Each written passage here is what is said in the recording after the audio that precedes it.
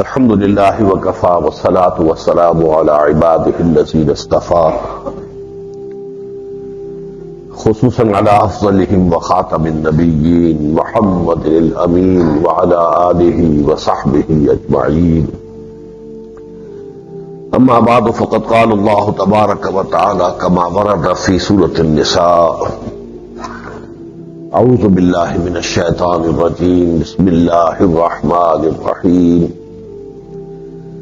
يا أيها الذين آمنوا بالله ورسوله والكتاب الذي نزل على رسوله والكتاب الذي أنزل من قبل. وقال عز وجل كما ورد في سورة الأنعام: فأي الفريقين أحق بالأمن إن كنتم تعلمون الذين آمنوا ولم يلبسوا إيمانهم بظلم أولئك لهم الأمن وهم مهتدون. صدق الله العظيم. رب اشرح لي صدري ويسر لي أمري واحلل عقدة من لساني يفقهوا قولي. اللهم ربنا ألهمنا رشدنا وأعذنا من شرور أنفسنا. اللهم أرنا الحق حقا وارزقنا اتباعه وأرنا الباطل باطلا وارزقنا اجتنابه. آمین یا رب العالمین.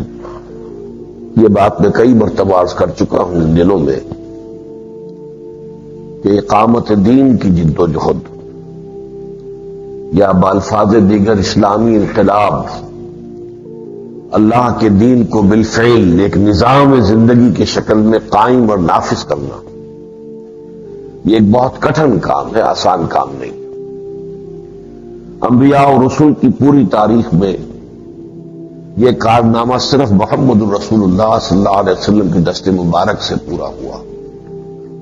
نہ حضرت ابراہیم کے ذریعے ہو سکا، نہ حضرت موسیٰ کے ذریعے، نہ حضرت عیسیٰ کے ذریعے علیہ الصلوۃ والسلام. اور جیسا کہ میں نے کئی مرتبہ عرض کیا ہے کہ میں کبھی نہ مانتا کہ دوبارہ یہ کام ہو سکتا ہے، مگر مانتا اس لیے ہوں کہ اس کی خبر دی ہے محمد الرسول اللہ صلی اللہ علیہ وسلم. قیامت سے قبل دوبارہ دنیا میں اسلام ایک مکمل نظام زندگی کی حیثیت سے قائم ہوگا، خلافت علی منہاج النبوت کا نظام برپا ہوگا اور وہ عالمی سطح پر ہوگا. اس کی واضح خبریں دی ہے. وہ صادق المصدوق. ظاہر بات ہے کہ آپ کی سچائی پر، آپ کی صداقت پر خود اللہ تعالیٰ گواہ ہے. اس اعتبار سے ہونا تو ہے، لیکن آسانی سے نہیں ہونا، بڑی مشقت سے ہونا ہے، محنت سے ہونا ہے. حضور کے زمانے میں بھی ہوا تھا تو محنت سے، مشقت سے، قربانیوں سے، تکالیف جھیل کر، مصائب میں سے گزر کر، جان اور مال کی قربانیاں دے کر ہوا تھا. ایسے تو نہیں ہوا تھا. بہت سے مسلمانوں نے جام شہادت نوش کیا تھا. خود حضور کا اپنا خون جو ہے 2 مرحلوں پر، 2 مواقع پر جو ہے وہ زمین پر گرا تھا. یہ آپ کے علم میں ہے. لیکن اس میں سب سے اہم بات جو ہے کہ جو بدقسمتی سے جو لوگ بھی اس کام کی کوشش کرتے ہیں یا ان کے دلوں میں اس کی خواہش اور آرزو ہے اور تمنا ہے اور یہ تحریکیں ہیں، جیسا کہ میں عرض کر چکا ہوں، ان میں ایک غلطی یہ ہو رہی ہے کہ اس سلسلے کی اہم ترین شرط کو وہ نظر انداز کر رہے ہیں، اور وہ ہے کہ ایمان نہایت گہرا ہونا ضروری ہے. ہم یہ سمجھتے ہیں کہ ہم مسلمان ہیں تو ایمان تو ہمارے پاس ہے، اللہ کو مانتے ہیں، رسول کو مانتے ہیں، آخرت کو مانتے ہیں. یہ ہمارا ماننا جو ہے یہ در حقیقت ایک موروثی عقیدہ ہے، ہمارے والدین سے ہمیں وراثتاً منتقل ہوا ہے. تو موروثی عقیدہ یا ریشیل کریڈ جسے انگریزی میں کہیں گے، یہ اور شے ہوتی ہے، اور ایک پرسنل کنوکشن اور شے. تو سب سے پہلی شرط تو یہ ہے، میں آج پھر 3 شرطیں بیان کر رہا ہوں. پہلی شرط تو یہ ہے کہ عمومی سطح پر بھی تجدید ایمان یعنی حقیقی ایمان کی ایک کیفیت پیدا ہو جائے لوگوں کے اندر، عمومی سطح پر قلبی یقین والا ایمان. پھر یہ کہ خاص طور پر اس معاشرے میں جو ذہین عناصر ہو، جو انٹیلیجنسیا ہو، جو انٹلیکچوئل مائنورٹی ہو، جو برین ٹرسٹ ہو، اس میں بھی ایک مضبوط نیوکلیس، ایک مضبوط مرکز ایسے لوگوں کا قائم ہو جائے کہ جو اعلیٰ وجہ بصیرت ایمان رکھتے ہو. صرف ایک بلائنڈ فیتھ نہیں.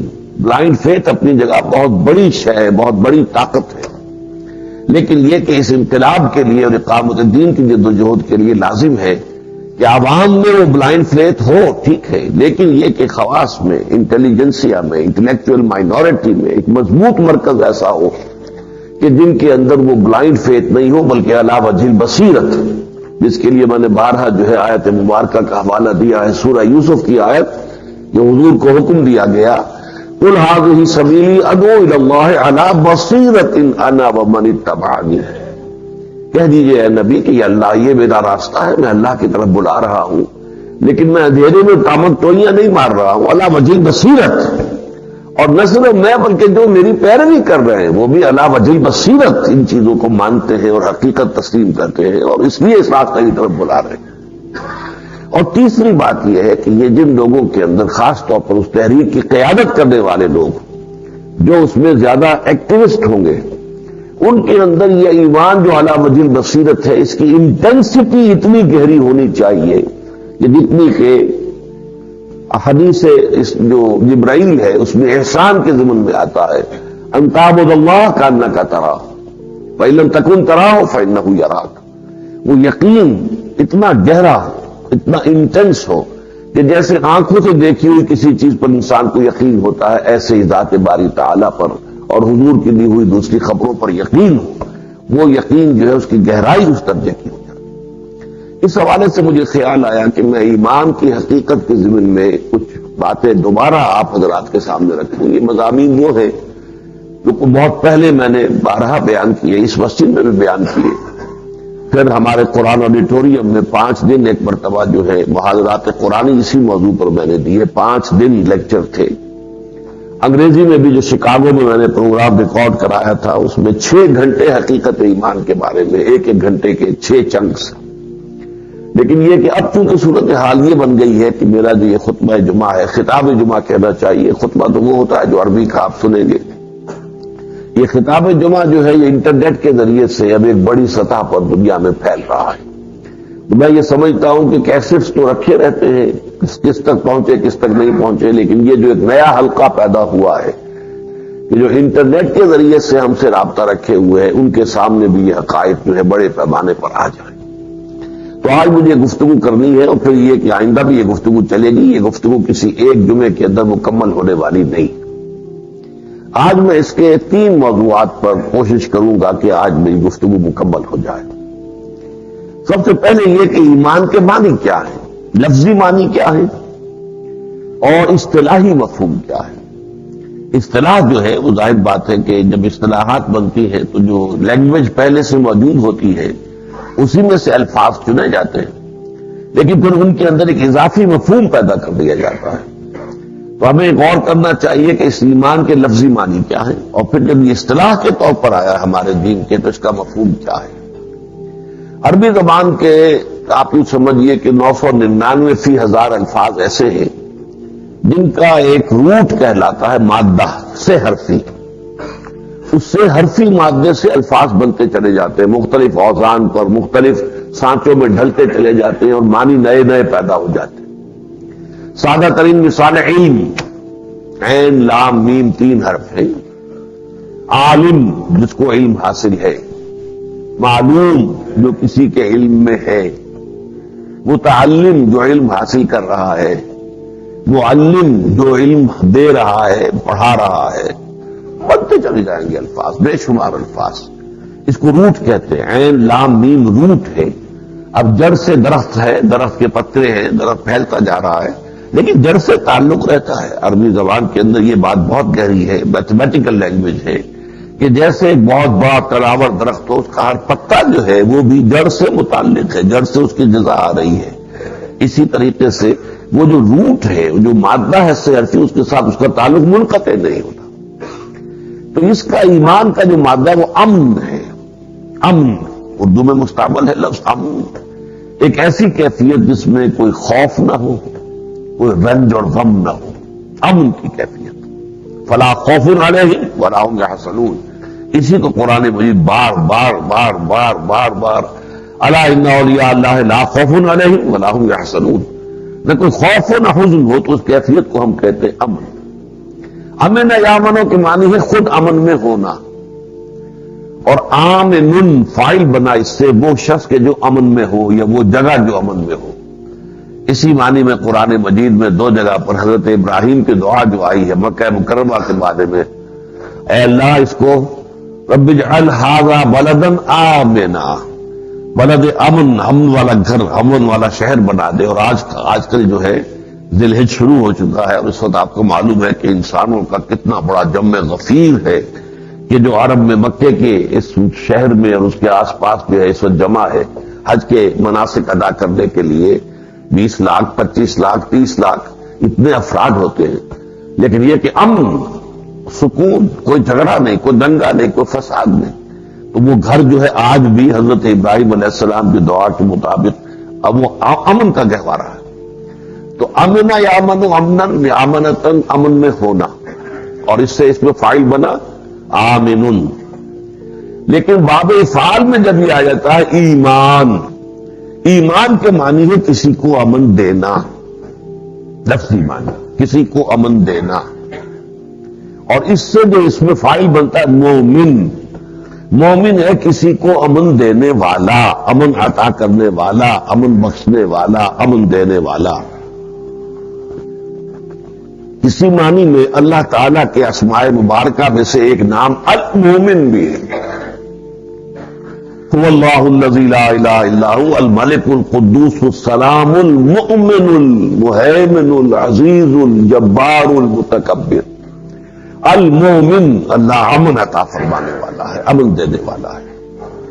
اب اس میں ایک چیز کا اضافہ کیجئے، جیسے آپ جانتے ہیں انگریزی میں بھی ہر زبان میں ایسا ہوتا ہے کہ ورب کے ساتھ پریپوزیشن کے بدلنے سے مفہوم بدلتا ہے۔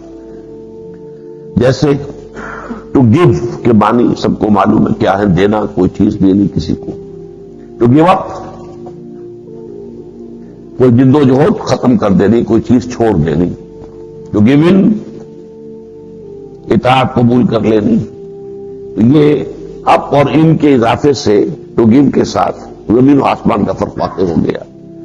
عربی زبان میں بھی فرق واقع ہوتا ہے، لیکن زمین و آسمان والا فرق نہیں ہوتا، اس کا روٹ کے ساتھ تعلق رہے گا۔ تو ایمان کے بعد اگر لام آ جائے یا با تو اس کے معنی ہے کسی کی تصدیق کرنا۔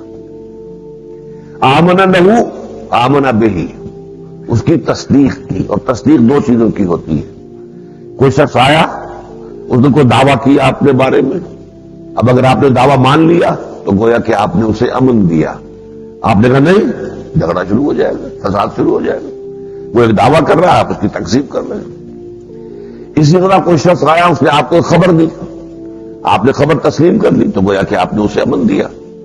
اور اگر آپ نے جھوٹ بول رہا ہو تو یہ خبر غلط ہے تو جھگڑا شروع ہو جائے گا۔ وہ تھوڑا بھی ہو سکتا ہے، بڑا بھی ہو سکتا ہے۔ لہذا ایمان کے جو معنی ہے امن دینا، وہ موجود ہے اس میں تصدیق کے اندر، کہ تصدیق کسی دعوے کی یا تصدیق کسی دی ہوئی خبر کی اگر کی جائے تو وہ ایمان لام کے ساتھ یا بے کے ساتھ۔ اس معنی میں اب ایمان جو ہے اصطلاح بنی، اور اکثر و بیشتر با کے ساتھ، من آمن باللہ والیوم الآخر والملائکۃ والکتاب والنبیین، با اس میں شامل ہو گیا ہے۔ آمن الرسول بما انزل الیہ من ربہ والمؤمنون کل آمن باللہ وملائکتہ وکتبہ ورسلہ، یہ تصدیق۔ تو در حقیقت اصطلاحی معنی میں ایمان کسے کہتے ہیں؟ تصدیق بما جاء بہ النبی صلی اللہ علیہ وسلم، محمد الرسول اللہ دنیا میں تشریف لائے صلی اللہ علیہ وسلم، انہوں نے دعویٰ کیا میں اللہ کا رسول ہوں، اللہ کا نبی ہوں، مجھ پر وحی آتی ہے۔ اب جس نے یہ دعویٰ تسلیم کر لیا وہ مومن، اس نے گویا کہ امن دیا محمد الرسول اللہ صلی اللہ علیہ وسلم کو۔ جس نے کہا نہیں، غلط ہے، کوئی وحی وغیرہ نہیں، کچھ نہیں، تو فساد، دنگا، جھگڑا جو بھی ہو رہا تھا مکے میں آپ کو معلوم ہے۔ تو یہ آمنا بھی اس پر ایمان لے آئے، یعنی ان کے دعوے کو تسلیم کر لیا۔ اور جب ان کے دعوے کو تسلیم کر لیا کہ مجھ پر وحی آتی ہے، تو اب ظاہر بات ہے کہ ان کی دی ہوئی ہر خبر کو بھی تسلیم کرنا ہوگا۔ تو تصدیق و بما جاء بہ النبی صلی اللہ علیہ وسلم، تصدیق کرنا ہر اس شے کی جو کہ لے کر آئے ہیں محمد الرسول اللہ صلی اللہ علیہ وسلم، یہ ایمان ہے اصطلاحاً۔ اور آپ نے خود نوٹ کیا ہوگا کہ اکثر و بیشتر ہمارا حال یہ ہے کہ اگر کوئی فرض کیجئے آپ سے پوچھے کہ ایمان کے معنی کیا ہے، آپ چکرا جائیں گے. بات کے معنی کیا ہے؟ بس ایمان ایمان ہوتا ہے. ایمان ہے کیا حقیقت میں؟ کہ ایمان کے معنی لفظی ایمان کے کسی کو امن دینا. بے اور لام کا اضافہ ہو جائے گا پریپوزیشن کی حیثیت سے تو اس کے معنی تصدیق کرنا. بے کے ساتھ ہوتی ہے تصدیق تو وہ گہرے وثوق کے ساتھ تصدیق، اور لام کے ساتھ ہوتی ہے تو سرسری طور پر تصدیق. یہ فرق رہے گا لام اور با میں، لیکن یہ کہ ان دونوں کے معنی ہے تصدیق. تو گویا کے معنی کیا ہوئے ایمان کے؟ تصدیق و بما جاء بہ النبی صلی اللہ علیہ وسلم، جو بھی خبر لے کر آئے اور جو دعویٰ کیا محمد الرسول اللہ صلی اللہ علیہ وسلم نے، اس کی تصدیق کرنے کا نام ایمان ہے. اب آگے چلیے ایمان کا اصل موضوع کیا ہے. یہ موضوع دلچسپ بھی ہے اور بہت اہم ہے سمجھنے کے لیے. وہ جو میں کہتا ہوں کہ ایک بلائنڈ فیتھ ہوتا ہے اور ایک فیتھ وہ ہے کہ جو ایک انٹلیکچوئل ڈائمنشن کے ساتھ ایک فیتھ ہوتا ہے. ان دونوں میں زمین و آسمان کا فرق ہے. لیکن یہ کہ اس کو سمجھنے کے لیے پہلے یہ ہمیں جاننا ہوگا کہ ایمان کا در حقیقت موضوع ہے کیا. دیکھیے آپ میں سے بہت سے حضرات شاید چونک جائیں. ایمان کا موضوع وہی ہے جو فلسفے کا موضوع ہے. اس سے مراد کیا ہے؟ دیکھیے دنیا میں انسان آنکھ کھولتا ہے جب شعور کی، اب وہ دیکھتا ہے آسمان ہے، زمین ہے، کائنات ہے، دنیا ہے، چل رہی ہے، حرکت ہے، برکت ہے، لوگ بھاگے جا رہے ہیں، دوڑے جا رہے ہیں، لوگ کچھ چیزوں کو مانتے ہیں، کس چیز کو نہیں مانتے ہیں. تو ایک عظیم اکثریت تو انسانوں کی وہ ہوتی ہے کہ جو غور و فکر سے کام نہیں لیتی، بلکہ جو لوگ مان رہے ہیں انہوں نے بھی ماننا شروع کر دیا. ہندو معاشرے میں پیدا ہو گئے تو جو ماں باپ مانتے ہیں، جو اس معاشرے کے اندر اور لوگ تسلیم کرتے ہیں، وہی عقیدہ انہوں نے اختیار کر لیا. ٹھیک ہے، کبھی اس کے اوپر تنقیدی طور پر سوچا نہیں کہ یہ بات صحیح بھی ہے غلط بھی ہے، ہم کیا مان رہے ہیں. یہ نہیں، بس جو بھی ہے ایک بھیڑ چال ہے. اور جو آدمی لگا ہوا ہے دنگوں کے اندر، جو بھی کام دنیا والے سب کر رہے ہیں، سب شادی کر رہے ہیں، وہ بھی شادی کر رہا ہے، سب مکان بنا رہے ہیں، وہ بھی مکان بنا رہا ہے. یہ گویا کہ جو اینیمل انسٹنکٹس ہیں ان کے تحت زندگی گزار دیتے ہیں. اور جس معاشرے میں پیدا ہوئے اس معاشرے میں جو کچھ مانا جاتا ہے، جو عقائد ہیں، جو بھی خیالات ہیں، ان کو اختیار کر کے زندگی گزار دیتے. لیکن کچھ لوگ ہمیشہ تاریخ انسانی میں ایسے موجود رہے ہیں کہ جو اس طرح کی بھیڑ چال کو اختیار نہیں کرتے. وہ سوچنا چاہتے ہیں یہ کیا گورن دھندا ہے، یہ کائنات کیا ہے، یہ کائنات ہمیشہ سے ہے اور ہمیشہ رہے گی، یا یہ کہ یہ کسی خاص وقت میں پیدا ہوئی تھی اور اس کو کبھی ختم بھی ہونا ہے. میں کون ہوں، کہاں سے آیا ہوں، میری حقیقت کیا ہے. یہ تو مجھے معلوم ہے کہ اتنے برس پہلے میں پیدا ہوا تھا. چلیے اس سے آگے یہ کہ اس سے پہلے 9 مہینے اپنی والدہ کے پیٹ میں بھی رہا تھا، یہ سب تک تو معلوم ہے کہ اس سے پہلے بھی میرا کوئی وجود تھا کہ نہیں تھا. یا بورڈ فرام دی بلو، بس جیسے کہ آسمان سے کوئی چیز عدم میں محض سے وجود میں آ جائے. اسی طرح یہ تو مجھے معلوم ہے کہ مرنا ہے، زندگی ایک موقع پر ختم ہو جائے گی. لیکن موت کے بعد کیا ہے؟ کو میرا وجود رہے گا، میری ہستی رہے گی یا نہیں رہے گی، اس کے بارے میں یعنی یہ کہ اس ڈیتھ دی اینڈ، بس وہ آخر ہے انسان کا، وجود ختم ہو جائے گا، یا یہ کہ اس کے بعد میں کوئی تسلسل میرے وجود کا ہے، اگر ہے تو وہ کیا ہے. اسی طریقے سے یہ کہ خیر کیا ہے، شر کیا ہے، کیا اس کی کوئی مستقل ویلیوز ہے، یا یہ کہ جیسے انگریزی میں کہتے ہیں کہ نتھنگ از گڈ اور bad, only thinking makes it so. یہ بات صحیح ہے. صرف ہم نے کچھ چیزوں کو قرار دے دیا ہے کہ یہ خیر ہے، اچھائی ہے، بلائی ہے، نیکی ہے، اور کچھ چیزوں کو ہم نے قرار دے دیا یہ بدی ہے، برائی ہے، یا فی الواقع نیکی اور بدی اور خیر اور شر کی کوئی مستقل ویلیوز ہے. علم کیا ہے؟ یہ تو ہمیں معلوم ہے کہ ہماری آنکھیں ہیں، دیکھتی ہیں، کان ہیں، سنتے ہیں. یہ بھی ہمیں معلوم ہے کہ کچھ ایک دماغ کے اندر کہیں کوئی چیز ہے، کوئی کمپیوٹر ٹائپ ہے جو نتیجہ نکالتا ہے. کہ اس نے دیکھا دھواں ہے، تو چونکہ پہلے دیکھا ہوا تھا اس نے کہ جہاں آگ ہوتی ہے وہاں دھواں ہوتا ہے، لہذا اس وقت آگ تو نہیں دیکھی، اس نے دھواں نظر آ رہا ہے تو اسے پتا چل گیا کہ کہیں نہ کہیں آگ لگی ہوئی ہے، تبھی یہ دھواں ہے. تو یہ فیصلہ جو ہے یہ آنکھ کا نہیں ہے بلکہ اس کمپیوٹر کا ہے جو دماغ میں. لیکن اس کے علاوہ بھی کوئی سورس آف نالج ہے یا نہیں؟ آیا بس یہی 2 سورسز آف نالج ہیں، ہمارے ایکسٹرنل سینسز اور یہ کمپیوٹر ہمارے دماغ کا، عقل کا، بس، یا کوئی اور بھی ہے؟ اور سب سے اہم مسئلہ یہ کہ آپ دیکھتے ہیں کہ لاکھوں قسم کے حیوانات ہیں زمین پر، چرند ہیں، پرند ہیں، درندے ہیں، پھر سمندر میں مچھلیاں ہیں، ویل مچھلیاں بھی ہیں، چھوٹی مچھلیاں بھی ہیں۔ انسان بھی صرف ایک حیوان ہے، لیکن یا یہ کہ کچھ بنیادی طور پر مختلف ہے۔ حیوانات اتنے جو ہیں، اچھا ہم سے بہت قریب مشابہ شکلن چمپینزیز نظر آتے ہیں، یا جو بھی گوریلاس ہیں، یہ آیا ہم بھی بس اسی قبیل کی ایک شے ہیں، یا یہ کہ ہمارے اور ان کے درمیان کوئی نوعیت کا فرق ہے؟ ایک تو کمیت کا فرق ہوتا ہے، کوانٹیٹیو، یعنی یہ کہ ہم یہ دیکھتے ہیں کہ گدھا اور گھوڑا ایک دوسرے سے بہت مشابہ ہے، لیکن یہ کہ گھوڑا بڑا ریفائنڈ اینیمل ہے، بڑا تمکنت والا ہے، اس میں ایک حسن ہے، گدھا بیچارہ کورس اینیمل ہے، بس اتنا ہی فرق ہے، باقی کیا فرق ہے ان دونوں کے مابین؟ کیا یہی معاملہ ہے ہمارے اور شمپنزی کے درمیان اور ہمارے اور گوریلا کے درمیان، یا کوئی نوعیت کا فرق ہے؟ یہ سارے سوالات ہیں کہ جو انسانی ذہن میں اگر وہ باشعور ہے تو پیدا ہونے چاہیے۔ اکثر و بیشتر پیدا کیوں نہیں ہوتے؟ وہ اس لیے نہیں ہوتے کہ عام انسان جو ہے وہ جس ماحول میں اس نے آنکھ کھولی، اب جی ٹھیک ہے، والدین جو ہے جیسس کو خدا کا بیٹا مانتے ہیں، خدا کوئی ہے، اس کا اکلوتا بیٹا زمین پہ آیا ہے اور اس کو پھانسی دے دی گئی، سولی چڑھا دیا گیا، تو وہ اپنے تمام ماننے والوں کی طرف سے کفارہ ہو گیا، تو آپ نے بھی مان لیا، اللہ اللہ کر چلو گاڑی چلاؤ زندگی کی، جو بھاگ دوڑ ہو رہی ہے بھیڑ چال میں شریک ہو جاؤ۔ یا ہندوؤں کے ہاں جو بھی ہے، کوئی بتوں کو پوج رہے ہیں یا کچھ اور کر رہے ہیں، یا آوا گمن کا کوئی فلسفہ یا کوئی جو چیز بھی ان کے دماغوں کے اندر ہے، جو چیزیں وہ مانتے ہیں وہی اس نے ماننی شروع کر دی، اور اس کے بعد جو بھی حالات ہیں زندگی کے اس کے ساتھ اسے نپٹنا شروع کر دیا۔ عام انسان سوچتے نہیں، لیکن ہر معاشرے میں ان سوالات کا کوئی نہ کوئی جواب موجود ہوتا ہے، جسے کہ بھیڑ چال کے انداز میں لوگ قبول کر لیتے ہیں، اس کو جو ہے وہ کوشچن نہیں کرتے، اس پر تنقیدی نگاہ نہیں ڈالتے، اس کے بارے میں سوچتے نہیں، یہ معقول بات نہیں ہے کہ نہیں ہے، لیکن یہ کہ مانتے ہیں، اس مانتے تقلیدی طور پر کہ ہمارے آبا و اجداد مانتے اس لیے ہم بھی مانتے۔ لیکن جیسا کہ میں نے عرض کیا، کچھ لوگ ایسے ہوتے ہیں ہمیشہ کہ جو اس کو صرف اس وجہ سے تسلیم کرنے کو تیار نہیں ہوتے کہ لوگ مانتے ہیں۔ They want to know the truth by themselves۔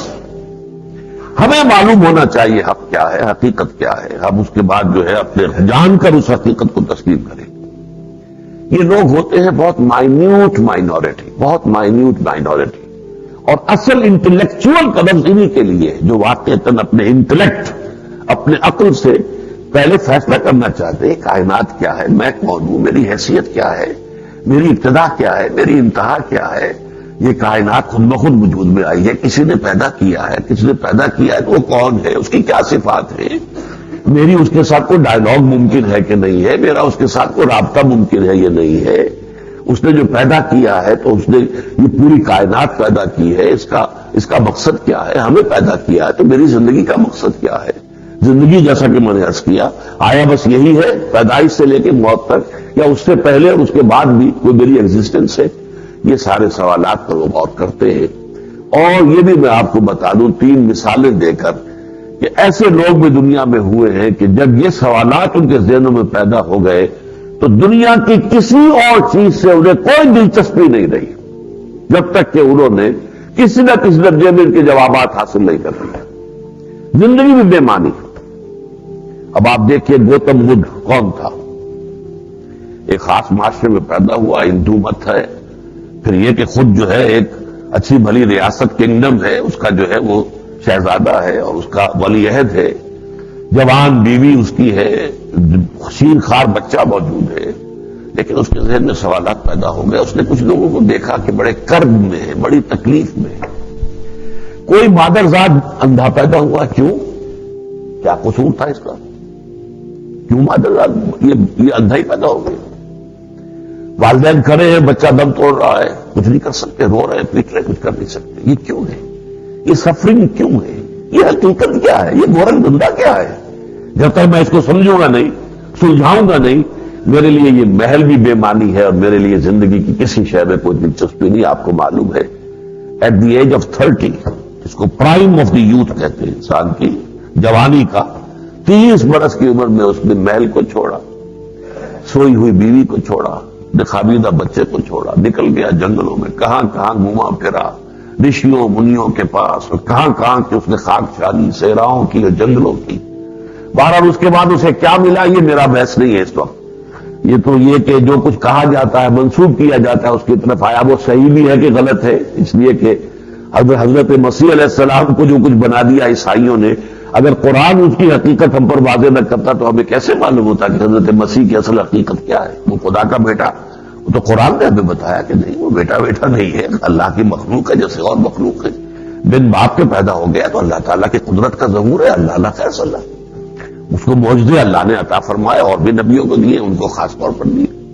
تو یہ تو قرآن نے ہمیں بتا دیا نا، ورنہ یہ کہ اگر قرآن مجید کے نزول سے پہلے کچھ جاننا چاہتا کہ حضرت عیسیٰ کی حقیقت کیا ہے تو کیا اسے معلوم ہوتا؟ اسی طرح ہمیں گوتم بدھ کے بارے میں حقیقت معلوم نہیں، لیکن یہ حقیقت بھی میں نے آپ کے سامنے بیان کی کہ ایک شخص، حالانکہ شہزادہ، کپل وستو کا شہزادہ، سدھارتھا گوتما بدھا، اور اس نے اپنی زندگی جو ہے اس خار زار کے اندر، ریگستانوں کے اندر، کس لیے؟ ان مسائل کا حل ہونا چاہیے۔ اسی طریقے سے آئیے مغرب میں، یہ تو مشرق کا معاملہ تھا، آپ کو معلوم ہے سقراط نام کا ایک فلسفی، اس نے غور کیا، سوچا، غور کر کے سوچ کے جو نتائج اس نے اخذ کیے، اب اس کو بیان کرنا شروع کر دیا۔ وہ معاشرے کے اندر جو چیزیں مانی جا رہی تھی ان کے خلاف تھا، لہذا اب اس کے خلاف جو ہے مقدمہ بنا، تم ہمارے نوجوانوں کو گمراہ کر رہے ہو، ہمارے آباء و اجداد کے عقیدوں کو چھوڑنا چاہتے ہو، آؤ مقدمہ بنا۔ آخر کار فیصلہ یہ کیا گیا کہ سقراط صاحب اگر زندہ رہنا چاہتے ہو تو زبان بند رکھو، تم جو بھی بلیو کرتے ہو کرتے رہو، لیکن بیان نہیں کر سکتے اسے، لوگوں کے اندر آپ نہیں کر سکتے، اور اگر یہ ممکن نہیں ہے تمہارے لیے تو یہ زہر کا پیالہ ہے، ابھی اسی وقت کھاؤ اور ختم ہو جاؤ۔ آپ کو معلوم ہے سقراط کا فیصلہ، اس نے زہر کا پیالہ لیا اور پی لیا،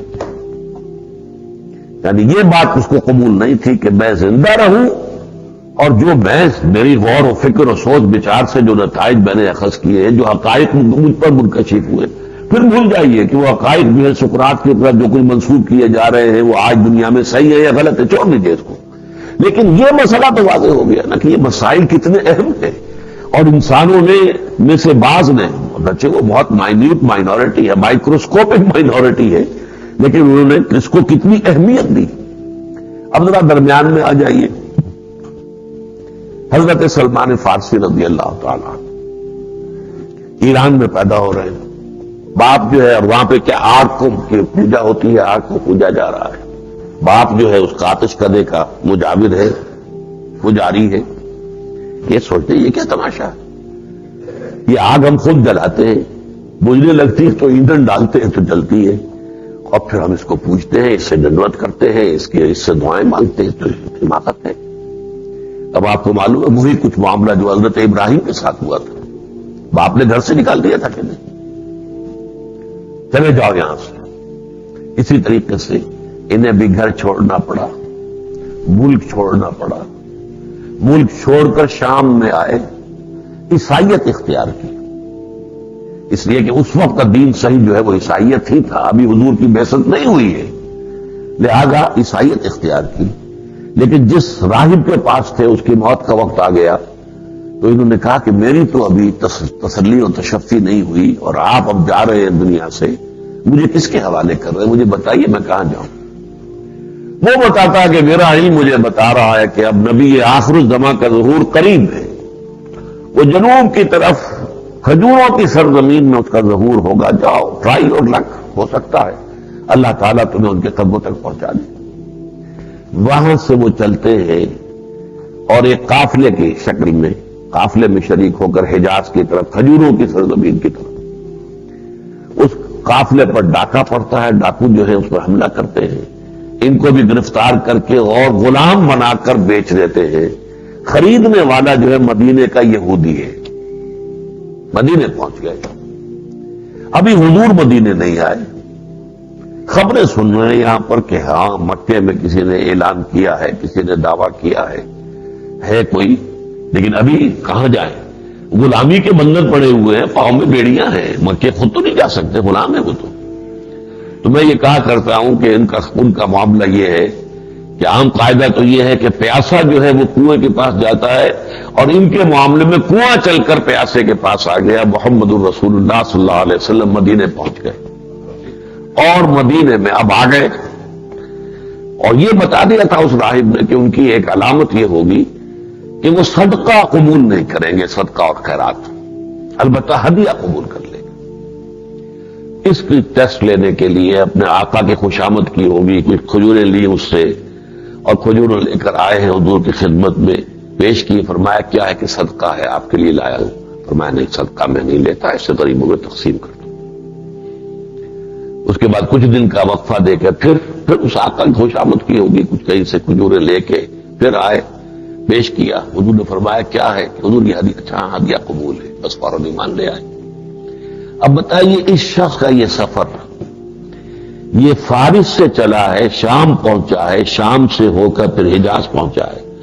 مجھے تو بلا تشبیہ نسبت خاطرہ بعالم پاک، کہاں حضرت ابراہیم کی شخصیت، لیکن بہرحال یہ بھی اللہ کے آخری رسول کے صحابہ میں سے ہے، درویش صحابہ میں سے، تو کوئی نہ کوئی نسبت بن جاتی ہے ان کے درمیان، ورنہ مجھے نقشہ وہی نظر آتا جو حضرت ابراہیم علیہ السلام کا، جیسے وہ گھر سے نکلے اور ان کا والد جو ہے وہ بھی بت تراش تھا، اور وہاں سے پھر بڑے سے بڑے امتحان سے وہ گزرے، پھر وہ شام پہنچے، وہ عراق سے شام گئے تھے اور یہ ایران سے شام پہنچے۔ بہرحال یہ میں نے 3 مثالیں آپ کے سامنے رکھی ہیں کہ یہ الجھن ہوتی ہے۔ اس الجھن کا اصل میں آپ کو ایک تمثیل کے ذریعے سے بات واضح کر دوں۔ فرض کیجئے کہ آپ لاہور سے کراچی کا ارادہ کر کے ٹرین میں سوار ہو گئے۔ اب آپ کو معلوم ہے آپ کے گھر والے، آپ کی فیملی لاہور میں ہے، فلاں جگہ گھر ہے، یہ سب آپ کی یادداشت کے اندر ہے نا محفوظ، اور میں کراچی جا رہا ہوں، کس لیے جا رہا ہوں، یہ مقصد ہے، وہاں کوئی پرچیز کرنا ہے یا کسی سے ملنا ہے، یہ سارا آپ کے میموری کے اندر ہے۔ فرض کیجئے کہ اثناء سفر میں آپ نیچے بیٹھے، اوپر سے کوئی ٹرنک گرا آپ کے اوپر، اور اس صدمے کی وجہ سے آپ کی یادداشت زائل ہو گئی، you have lost your memory. اب آپ خلا میں ہیں، آپ کو کچھ معلوم نہیں میں کہاں سے چلا تھا، کون ہوں، کوئی میرا گھر بار ہے تو کہاں ہے، کچھ پتہ نہیں، جا کہاں رہا ہوں پتہ ہی نہیں، کہاں جا رہا ہوں، کس لیے جا رہا ہوں، منزل کیا ہے، مقصد کیا ہے، کچھ پتہ نہیں۔ اب وہ اپنے دماغ کے اندر ایک ویکیوم لے کر، یہ میں آپ کو اس لیے بتا رہا ہوں اس طور سے کہ مجھ پر یہ کیفیت ایک مرتبہ بیتی ہے۔ میرا ایک کتابچہ ہے حساب کم و بیش، اس میں میں نے تفصیل سے اس کو لکھا ہے۔ سن 70 کے دسمبر میں جدے میں مجھ پر یہ کیفیت کئی گھنٹے تک طاری رہی ہے کہ I had lost my memory all together. اس کے خاص اسباب تھے، وہ اس کو تفصیل میں جانے کی بات۔ تو جو الجھن مجھ پر تھی اس کا مجھے آج بھی اندازہ ہے کہ انسان کو کتنی الجھن ہوتی ہے، آپ کی میموری ختم ہو، خلا میں ہے، آپ کچھ پتہ نہیں، پیچھے کا نہ آگے کا نہ سامنے کا نہ کچھ پتہ ہی نہیں، ہو یو آر، کہاں سے آپ آئے تھے اور کیا مقصد ہے، کہاں جانا ہے، کچھ پتہ نہیں۔ تو کتنی الجھن اس سے ہوگی، اتنی ہی الجھن ہوتی ہے ان لوگوں کو جو یہ کہتے ہیں دنیا میں ہم آئے تو کہاں سے آئے پتہ نہیں، جا کہاں رہے پتہ نہیں، ہمارے سفر کا مقصد کیا کچھ پتہ نہیں۔ ہاں یہ کہ انسٹنکٹس ہے، پیٹ کھانے کو مانگتا تو بھاگ دوڑ کرتے ہیں ادھر سے ادھر سے، کما کمو کے کچھ نہ کچھ جو ہے لا کے اپنا پیٹ بھرے، اپنے اندر سیکشول ارج، شادی کی ہے، بیوی بچے ہیں، ان کی محبت کا اتنا جو ہے جذبہ ہے، اس کے لیے بھاگ دوڑ، ان کے لیے بھی یہ تو کر رہے ہیں، دن رات کی محنت ہے، مشقت ہے، اس میں لگے ہوئے ہیں، لیکن یہ سوال کہ ہم آئے کہاں سے، کون ہیں ہم، جا کہاں رہے، ہماری زندگی کا مقصد کیا ہے، خلا۔ یہ تو میں نے چھوٹی مثال دی ہے آپ کو، اگر یہی آپ مثال بڑی کر کے ایک بڑے سمندری جہاز کے اوپر لگا دیں، سمندری جہاز میں کیا ہوتا ہے، ٹرین میں تو جو بیٹھا ہے وہ بس دیکھ رہا ہے ٹک ٹک دیدم دمن کشیدم، اس کی یادداشت نہیں ہے، اور دیکھ رہا ہے تھوڑے تھوڑے وقفے سے گاڑی رکتی ہے، کچھ لوگ نیچے اتر جاتے ہیں، کچھ اوپر چڑھاتے ہیں، یہی ہم دیکھتے ہیں گاڑی چل رہی ہے، کچھ نئے پیدا ہو گئے اور کچھ جو ہے قبر کے اندر اتار دیے گئے، اللہ اللہ خیر سے گاڑی چل رہی۔ لیکن جہاز میں کیا ہے کہ وہاں سینما بھی ہے، کوئی کھیلنے کا گراؤنڈ بھی ہے، تو آدمی جو ہے اس کیفیت کے ساتھ بھی مشغول اور مصروف رہتا ہے، اس لیے وہ الجھن نہیں ہوتی۔ ہمیں یہ الجھن اس لیے نہیں ہوتی کہ مشغول ہے، لگے ہوئے اپنے روٹین کے اندر، صبح سے لے کے شام تک کا ایک روٹین ہے، وہ پورا کرنا ہے، اور اسی کا رات کو بھی تھک ہار کر جو ہے لیٹ جانا ہے، سو جانا ہے، پھر دوبارہ اٹھ کے پھر صبح کو روٹین شروع کرنا ہے۔ اس روٹین کی وجہ سے ہم پہ اوپر یہ کیفیت الجھن طاری نہیں ہوتی، ورنہ اگر آپ اس کو ذرا سا بھی اپنے اوپر طاری کریں اس مثال کے حوالے سے جو میں نے دی ہے تو معلوم ہوگا کہ یہ کتنی بڑی الجھن ہے۔ یہ الجھن تھی جو گوتم بدھ کو ہو گئی تھی، یہ الجھن تھی کہ جو سلمان فارسی کو پیش آئی، یہ الجھن تھی کہ جس کی بنا پر سقراط نے زہر کا پیالہ اسی عدالت کے اندر سب کے سامنے جو ہے وہ اس کو پی لیا۔ یہ الجھنیں جو ہیں دنیا کی اکثر و بیشتر بہت کم لوگ ہوتے ہیں جن میں اتنی انٹینسٹی اس الجھن کی ہو جائے، جیسے میں نے 3 مثالیں دی ہیں، یہ تو کروڑوں میں کوئی ایک ہوگا بس۔ لیکن عام لوگوں کے اندر بھی بہت سے لوگ ہوتے ہیں، یہ سوالات ان کے ذہنوں میں ہوتے ہیں، ان کے سب کانشیس مائنڈ میں ہوتے ہیں، اگرچہ توجہ نہیں کرتے اس کی طرف، اپنی مصروفیات اپنی مشغولیتوں کے اندر وہ اتنے جو ہے وہ گم رہتے ہیں، جیسا کہ کہا اقبال نے کہ کافر کی یہ پہچان کے آفاق میں گم ہے اور مومن کی یہ پہچان کے گم اس میں ہے آفاق، تو وہ در حقیقت آفاق میں گم شدگی کی وجہ سے نوٹ نہیں کرتا۔ اب نوٹ کیجئے ان سوالوں کے جواب دنیا میں 2 طریقے سے دیے گئے۔ ایک طریقہ فلسفیانہ ہے، لوگوں نے غور کیا، سوچ بچار کیا، مشاہدات کیے، مشاہدات کو پھر اپنے جو بھی کمپیوٹر تھا اس سے پروسیس کیا، نتائج نکلے، ہمیں یوں معلوم ہوتا ہے، یہ معلوم ہوتا ہے، یوں معلوم ہوتا ہے کہ یہ کائنات ایسے ہوگی، ایسے بنی ہوگی، اس طریقے سے چل رہی ہے، یہ اس کا اینڈ ہے، یہ اس کا نتیجہ ہے۔ یہ ایک ہے فلسفہ۔ دنیا بھر کے تمام فلسفی انہی مسائل کے بارے میں غور کرتے رہے، سوچتے رہے، اور جو ان میں سے زیادہ ذہین تھے انہوں نے پھر فلسفے مرتب کیے پورے نظام، یہ آئیڈیلزم ہے، یہ ریئلزم ہے، یہ پریگمیٹزم ہے، یہ لاجیکل اور پازیٹیوزم ہے، تو یہ سارے فلسفے جو ہیں کائے کے، یہ اسی غور و فکر سوچ بچار کائنات کی حقیقت، وہ حقائق کے جو ہمارے حواس خمسہ کی گرفت سے باہر ہے، دور ہے۔ ہمارے حواس خمسہ ان چیزوں کے بارے میں جواب نہیں دے سکتے، یہ سائنس کا فیلڈ نہیں ہے، اسی لیے اس کو فزکس کے مقابلے میں میٹا فزکس کہتے ہیں، یہ میٹا فزکس ہے، اس میں ہمارے یہ حواس خمسہ سے کچھ ہمیں رہنمائی حاصل نہیں ہو سکتی، بلکہ اس کے لیے عقل کے گھوڑے دوڑانے پڑتے ہیں، تصورات کا گھوڑا دوڑانا پڑتا ہے، انسان جو ہے اپنے تخیلات، تصورات اور عقل کے گھوڑے دوڑا کر کوئی نتیجے نکالے اور وہ پیش کرتے ہیں۔ پھر یہ کہ کسی فلسفی نے آج تک اس دعوے کے ساتھ بات نہیں کی کہ جو کچھ میں کہہ رہا ہوں وہ حق ہے۔ ہمیں ایسا محسوس ہوتا ہے، یوں معلوم ہوتا ہے، اس طریقے سے ہوتا ہے، ہو سکتا ہے کہ یوں ہو اور ہو سکتا ہے کہ بات کچھ اور ہو۔ کوئی فلسفی 100% شور نہیں ہوتا۔ ہمارے سب سے بڑے فلسفی علامہ اقبال، اور ان کی فلسفے پر براہ راست کتاب تو ایک ہی ہے، reconstruction of religious thought in Islam, مارکت الارا کتاب ہے، اس میں کوئی شک نہیں۔ اس کے دباچے میں لکھتے ہیں کہ مجھے یہ دعویٰ نہیں ہے کہ جو کچھ باتیں میں نے کہی ہیں وہ سب درست ہیں، 100% صحیح ہیں۔ میں نے سوچا ہے، میرے سامنے یہ باتیں آئی ہیں، ہمیں صرف یہ چاہیے کہ ایک ایٹیچیوڈ برقرار رکھیں، حقیقت کی طرف سفر جاری رکھیں۔ ہو سکتا ہے کہ آئندہ چل کر ان سے صحیح تر باتیں کہی جائیں جو باتیں میں نے کہی ہیں۔ اقبال کہہ رہا ہے یہ اتنا بڑا فلسفی، اتنا بڑا انٹلیکچوئل، لیکن یہ کہ وہ بھی کہہ رہا ہے کہ یہ میں یقین کے ساتھ یہ نہیں کہتا ہوں، یہ حرف آخر نہیں ہے۔ اس پہلو سے جان لیجئے کسی فلسفی نے یہ بات نہیں کہی کہ بس یہ الحق ہے، جو کچھ میں کہہ رہا ہوں صحیح ہے۔ دوسرا جو سورس رہا ہے ان سوالات کے جوابات کا، وہ ہے انبیاء کرام کی طرف سے۔ کیا مانی؟ کچھ لوگوں نے دعویٰ کیا کہ ہمارا اس کائنات کے پیدا کرنے والے کے ساتھ ایک خصوصی تعلق ہے، ایک اسپیشل سورس آف نالج ہے وحی، جس کے ذریعے سے ہمیں ان سوالات کے جوابات ملے، اور ان کی بنیاد پر ہم تمہیں بتا رہے ہیں، اور یہ الحق ہے، اس میں کسی شک و شبہے کی گنجائش نہیں۔ دیکھیے اس کی مثال ذہن میں لے آئیے، الف لام میم ذالک الکتاب لا ریب فیہ، یہ دعویٰ کسی دنیا کی کتاب میں ہے؟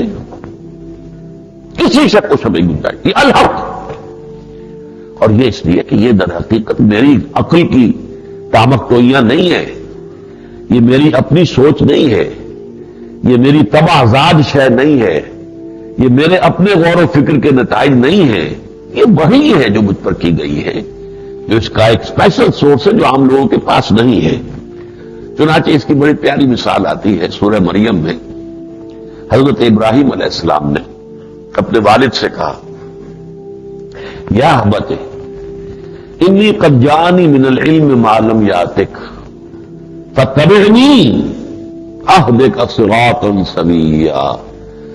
ابا جان، میرے پاس ایک ایسا علم آیا جو آپ کے پاس نہیں آیا۔ آپ کے پاس تجرباتی علم ہے، آپ بڑے ہیں عمر میں مجھ سے، آپ کے بال جو ہیں وہ باپ کہہ سکتا ہے، میرے بال جو ہیں دھوپ میں سفید نہیں ہوئے، تم میرے ہاتھوں کے پلے ہوئے ہو اور میرے ہاتھوں میں کھیلے ہوئے، آج تم مجھ سے کہتے ہیں کہ میں تمہاری پیروی کروں؟ یہ الٹی گنگا کیسے بہے گی؟ تمہیں میری پیروی کرنی چاہیے، میں بڑا ہوں، میں تمہارا باپ ہوں، میں نے تمہیں پالا پوسا ہے۔ لیکن نہیں، دلیل جو ہے حضرت ابراہیم نے کیا دی، یا ابت انی قد جانی من العلم ما لم یاتک۔ ابا جان، میرے پاس وہ علم آیا جو آپ کے پاس نہیں آیا، فاتبعنی، بس میری پیروی کیجئے، اہدک صراطا سویا، میں آپ کی رہنمائی کروں گا، آپ کو راستہ دکھاؤں گا، سیدھا راستہ جو صراط مستقیم ہے اس کی طرف رہنمائی کروں گا۔ یہ دعوت جو ہے یہ کیا ہے انبیاء کرام نے،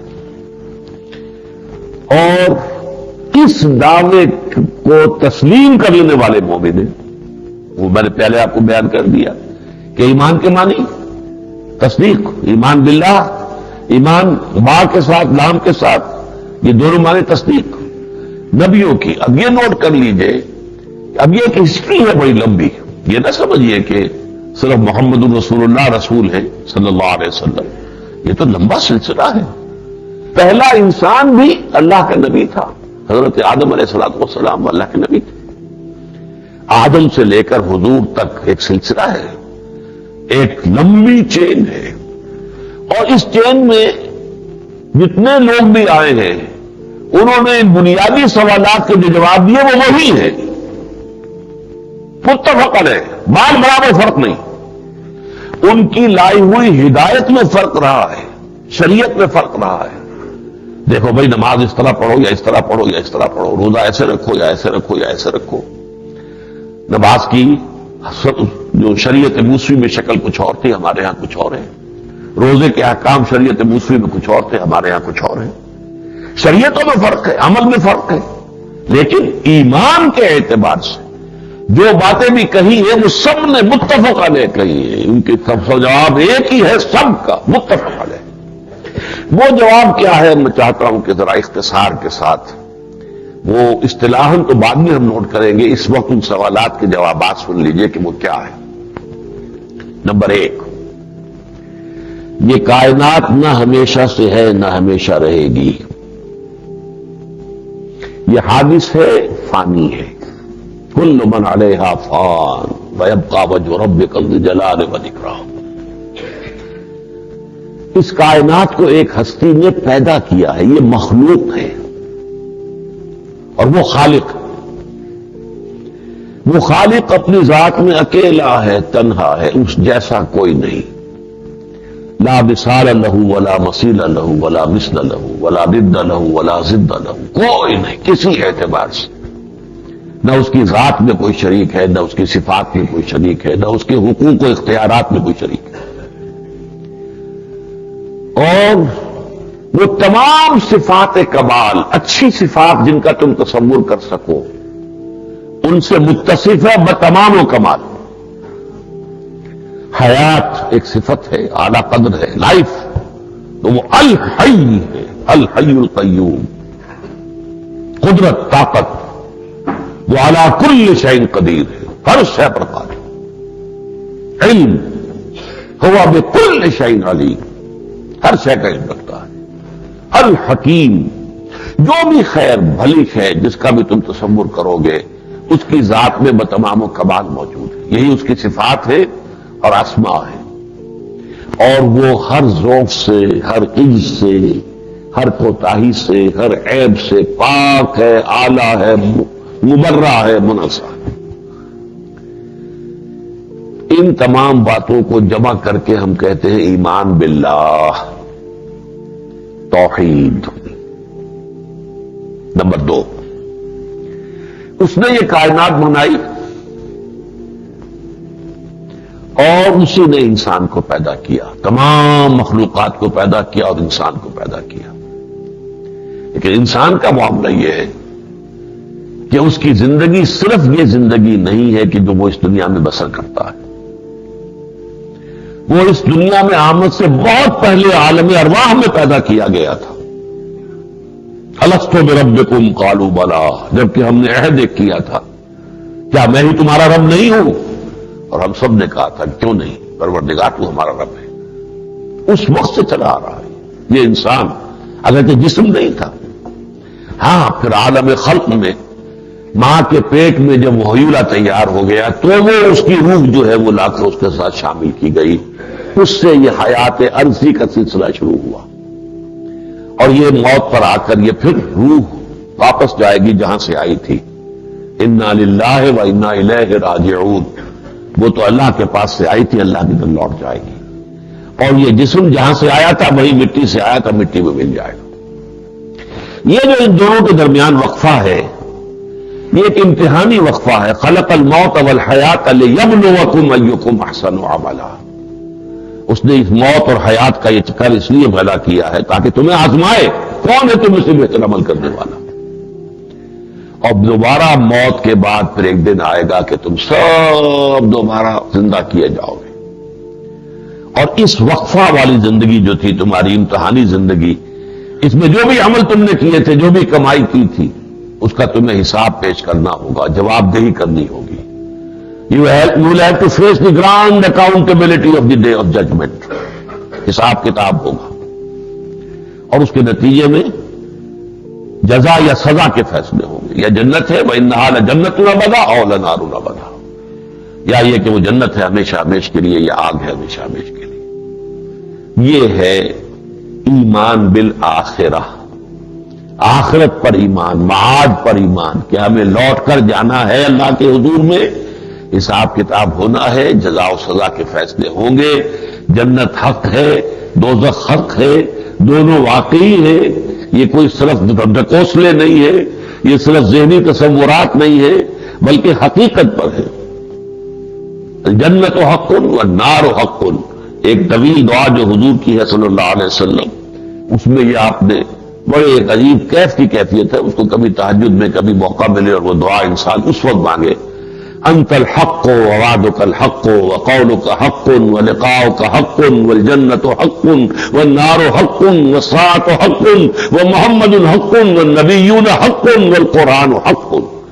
ان تمام چیزوں کا، ان کا برحق ہونے کا انسان جب اعتراف کرتا ہے وہ رات کی تنہائی میں اللہ کے، جبکہ انسان کے اور بندے کے درمیان اس وقت کوئی شے حائل نہیں ہوتی، اور جیسا کہ حدیث میں آتا ہے اللہ تعالیٰ بھی اس وقت سمائے دنیا تک نزول فرما چکے ہوتے ہیں، اور اللہ تعالیٰ جو ان کی طرف سے ندا ہو رہی ہوتی ہے کہ حل من مستغفر فاغفر له، ہے کوئی استغفار کرنے والا، معافی چاہنے والا کہ میں اسے معاف کر دوں، حل من سائل فاعطیہ، ہے کوئی مانگنے والا کہ میں اسے عطا کروں۔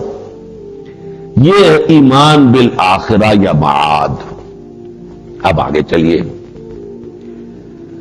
اس دنیا میں صحیح زندگی گزارنے کے لیے اللہ تعالی نے کچھ چیزوں سے تو مسلح کر کے انسان کو بھیجا ہے، اس کو حواس خمسہ بھی دیے ہیں، عقل بھی دی ہے، یہ علم ہے، لیکن اس پر مزید اللہ تعالی نے یہ کرم فرمایا ہے کہ اپنے چنے ہوئے منتخب انسانوں کے پاس وحی کے ذریعے سے اپنی ہدایت نازل کی، اور انہیں مامور کیا اس پر کہ میرے بندوں تک یہ پیغام ہدایت پہنچا دو، زبان سے بھی پہنچاؤ، اپنے عمل سے اس کا نمونہ پیش کرو، تاکہ ان کے لیے آسانی ہو جائے۔ یہ آسانی ہے، جیسے میڈ ایزی سیریز ہوتی ہے نا امتحان کے لیے، یہ گویا کہ ہمارا جو اخروی امتحان ہے اس کے لیے اللہ تعالیٰ نے معاملہ میڈ ایزی کیا ہے کہ اگر نبی نہ آتے تو مشکل ہو جاتا۔ کتنے لوگ ہوتے، سلمان فارسی جیسے لوگ کتنے ہوں گے، اور حضرت لقمان جیسے لوگ کتنے ہوں گے، جو اپنے عقل و فطرتی کی رہنمائی میں حقائق تک پہنچ جائے. لیکن یہ کہ اللہ تعالیٰ نے اسی لیے اس کو رحمت قرار دیا اور اس رحمت کی تکمیل ہوئی ہے محمد رسول اللہ صلی اللہ علیہ وسلم پر، تو آپ کو رحمت للعالمین قرار دیا، تمام جہان والوں کے لیے رحمت.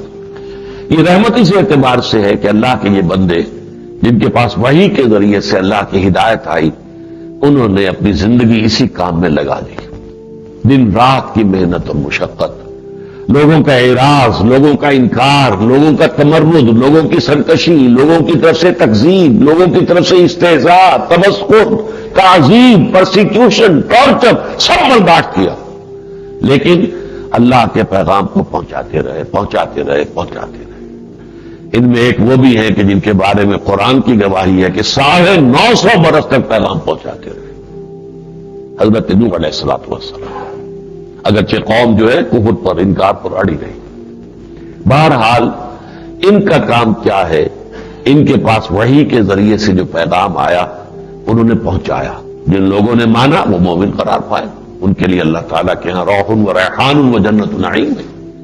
جنہوں نے نہیں مانا پھر بھی، وہ پھر معلوم ہوا کہ ان میں خیر کا مادہ سرے سے ہے ہی نہیں.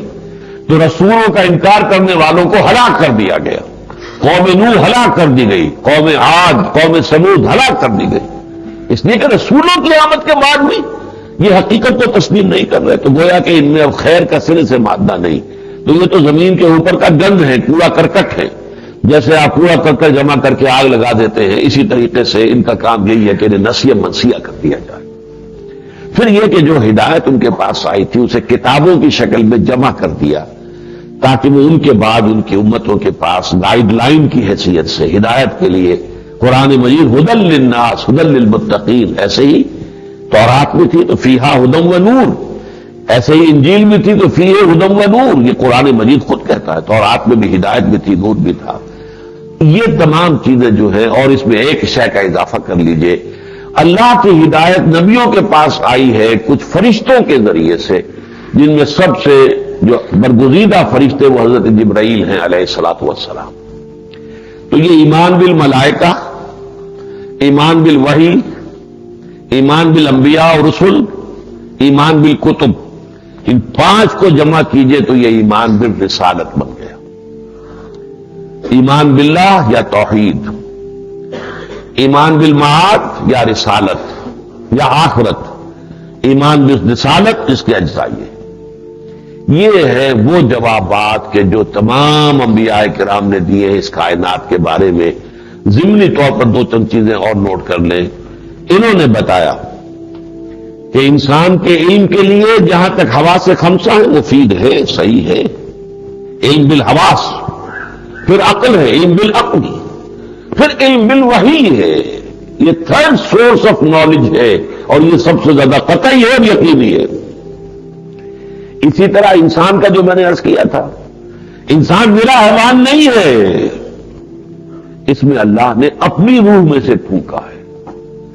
یہ ایک امتیازی شان ہے. فَإِذَا سَوَّيْتُهُ وَنَفَخْتُ فِيهِ مِن رُوحِي فَقَعُوا لَهُ سَاجِدِينَ. 2 مرتبہ قرآن مجید میں آیا. یہ حیوان نہیں ہے ذرا، ہاں اس کے اندر حیوان بھی ہے.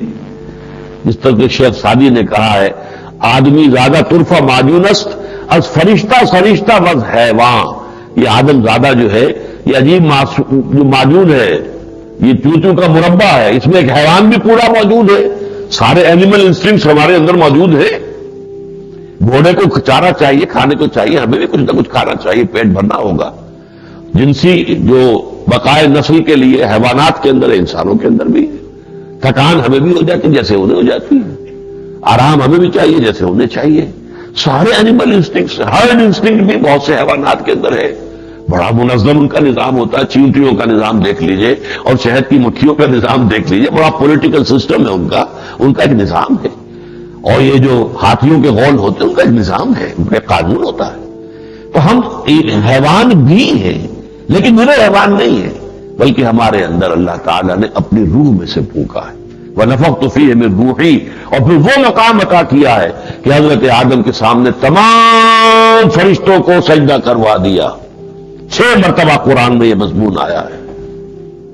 تمام نے سجدہ. فَسَجَدَ الْمَلَائِكَةُ كُلُّهُمْ أَجْمَعُونَ. سجدہ کیا تمام فرشتوں نے، کل کے کل نے، سب نے مل کر. یہ مقام ہے آدم کا. تو اپنے مقام کو پہچانو، تم نرے حیوان نہیں ہو. اسی طرح یہ خیر و شر مستقل ویلیوز ہیں. ان کا علم بھی اللہ تعالیٰ نے نفس انسانی کے اندر ودیت کیا ہوا ہے. Man knows by his very nature this is good this is evil. یہ بدی ہے، یہ اچھائی ہے. سچ بولنا اچھا ہے، جھوٹ بولنا برا ہے. وعدہ پورا کرنا اچھا ہے، وعدہ خلافی کرنا برا. کون نہیں جانتا؟ انسان اپنی فطرت کے حوالے سے جانتا ہے. تو یہ نیکی اور بدی جو ہے یہ صرف تمہارے سوچنے سے نہیں بنی ہے، بلکہ یہ اقدار ہے مستقل، اور ان اقدار کے حوالے ہی سے محاسبہ ہوگا اللہ تعالیٰ کے. یہ ہے ایمان. اب آپ اندازہ کیجئے کہ یہ مکمل فلسفہ ہے. فلسفے کی تمام شاخیں، میٹافزکس وہ اس میں موجود، ایتھکس وہ اس میں موجود، سائیکالوجی وہ اس میں موجود، ایپسٹیمولوجی وہ اس میں موجود، ساری شاخیں موجود. تو ایمان در حقیقت ایک فلسفے کا نام ہے، لیکن یہ فلسفہ ہے حقیقی فلسفہ.